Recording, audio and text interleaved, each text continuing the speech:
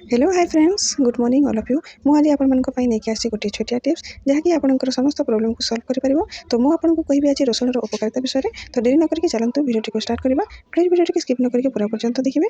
तेज आसतु जाना रसुणर उपकारिता विषय में। श्वास समस्या थे प्रतिदिन 3 ରୁ 4 कली रसुण चोबाई खातु और निमोनिया भली लक्षण आरंभ होते क्षीर रसुण को सिझाई 2 ରୁ 3 थर पिंतु। आंठुगंठी जंत्रणा भली समस्या थे औषध अपेक्षा रसुण तुरंत काम करे मैंने भल भाव जानते। अनिद्रा भली समस्या थे शोवा पूर्व 1 गिलास क्षीर सहित रसुण को मिसाई नियमित भाव में पिंतु।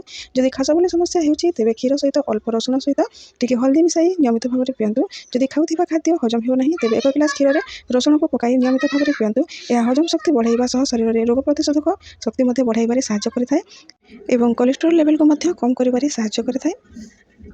तो यह थिला रसुण उपकारिता विषय में गोटे छोटिया टिप्स। आशा करी आज वीडियोटी आपको निश्चिंत भाव में भल लगी जब लाइक करदेवे जब चैनल नुआ सब्सक्राइब करने भूलें ना।